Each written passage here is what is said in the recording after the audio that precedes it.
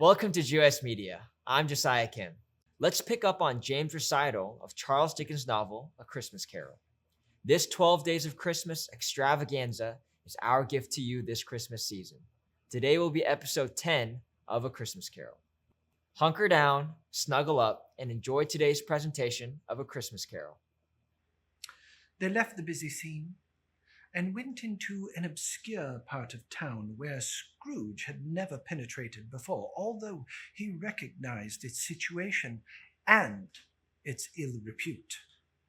The streets were foul and narrow, the shops and houses wretched, the people half-naked, drunk and slipshod, ugly.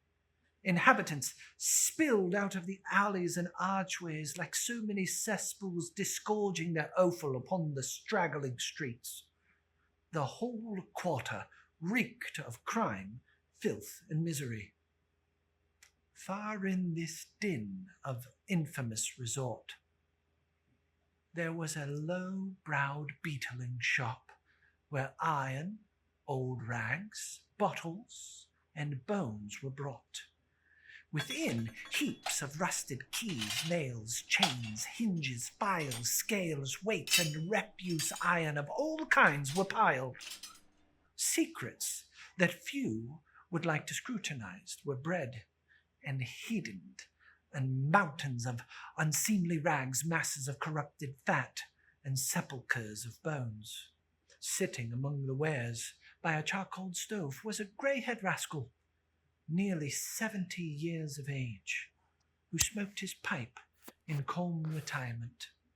Scrooge and the Phantom came into this place just as a woman with a heavy bundle slunk into the shop. She had scarcely entered when another woman, similarly laden, came in too, and she was closely followed by a man in faded black. They were all three startled by the sight of each other, and after a short period of blank astonishment in which the old man with the pipe had joined them, they all three burst into laughter. "Well, let the charwoman alone to be the first, and let the laundress alone to be the second, and let the undertaker alone to be the third." "Look here, old Joe, here's a chance if we hadn't all three met here without meaning it."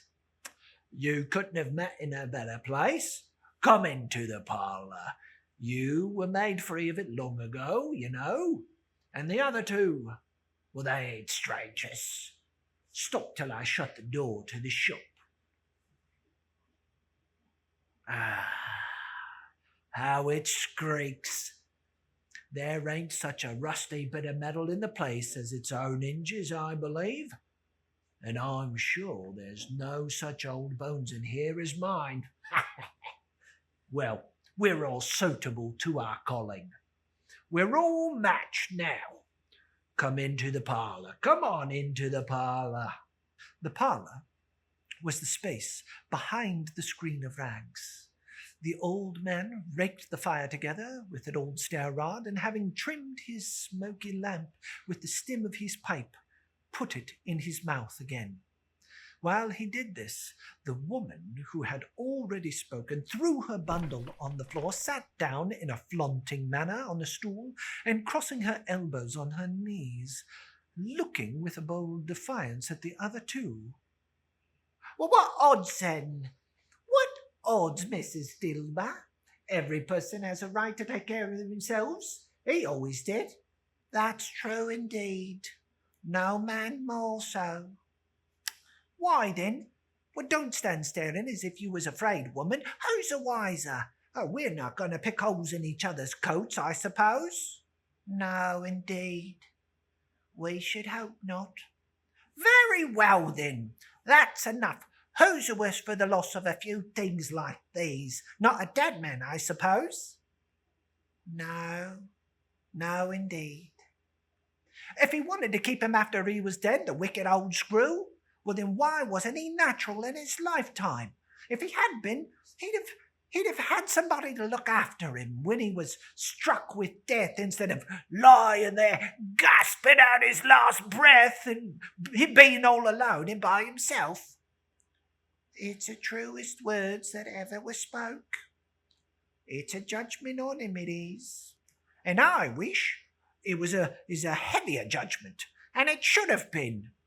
You may depend upon it. If I could have laid my hands on anything else, and upon that bundle, old Joe, look upon it and let me know the value of it, and speak out plain. I'm not afraid to be the first, not afraid for them to see it. We know pretty well what we was doing, helping ourselves before we met here, I believe, and it's no sin.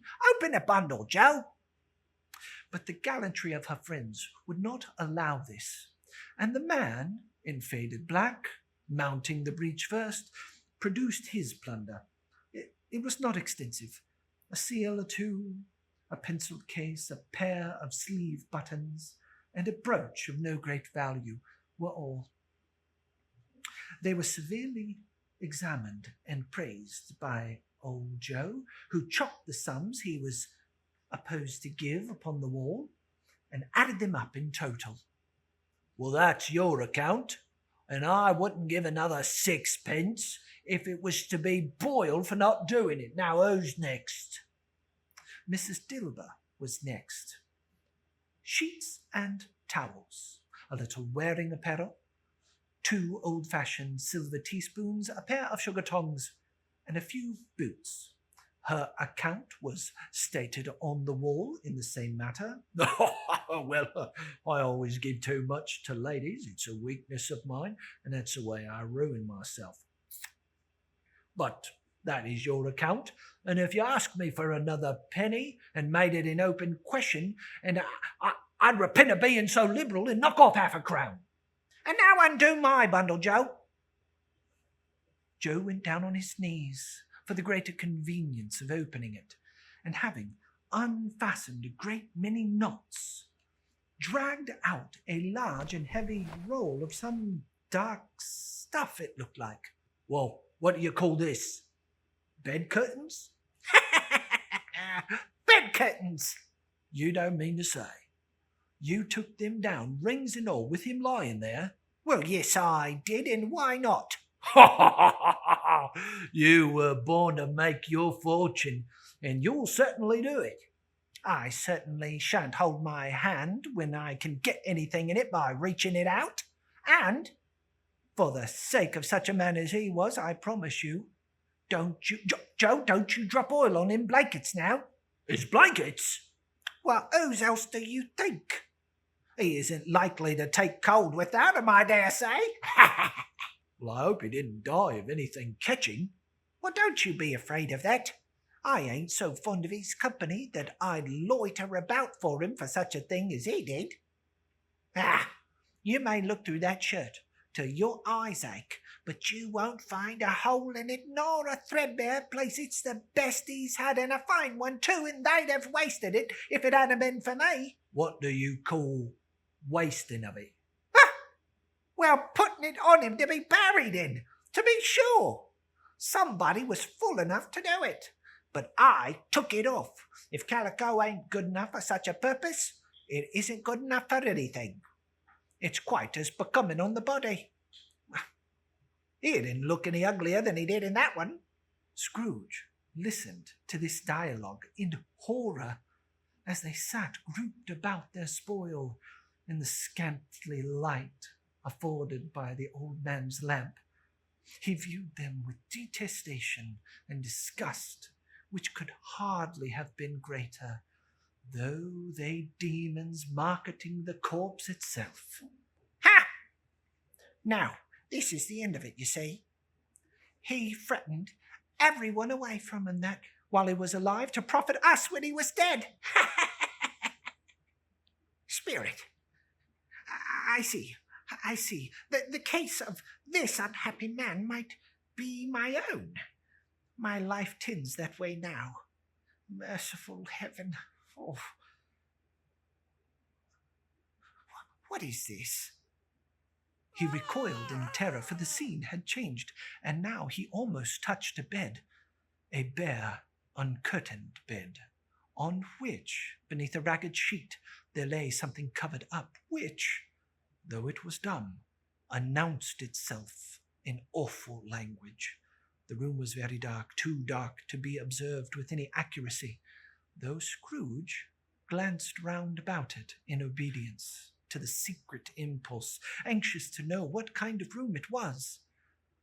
The pale light rising in the outer air fell straight upon the bed, and on it, plundered and bereft, unwatched, unwept, uncared for, was the body of a man. Scrooge glanced towards the phantom. Its steady hand was pointed to the head. The cover was so carelessly adjusted that the slightest raising of it would have disclosed the face.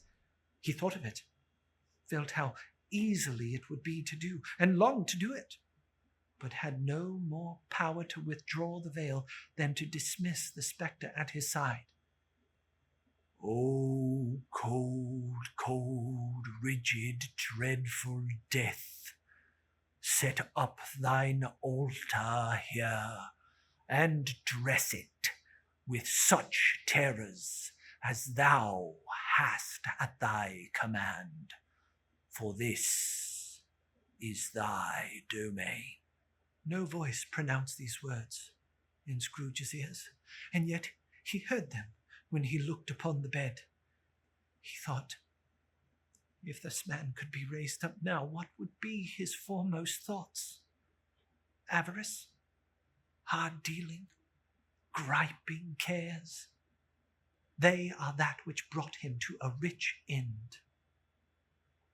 He lay in an empty house with not a man, woman, or child to say that he was kind to me. The cat was tearing at the door, and there was a sound of gnawing rats beneath the hearthstones. What they wanted in this room of death, and why they were so restless and disturbed, Scrooge dared not to think. "Oh, spirit, this is a fearful place. In leaving it, I shall not leave its message. Trust me. But please, let us go from here." Still yet, the ghost pointed with an unmoved finger towards the head. If this is your first time reading or hearing the novel A Christmas Carol, let us know about it in the comments below. Be sure to give some love to James Winter for all his effort. If you've not done it yet, you better grab some merch. Christmas is coming, and we're getting low on options for gifts for you to give. I'll see you tomorrow as we continue with our Christmas special. Thanks again for your support, and thanks again for watching. I've been your host, Josiah Kim.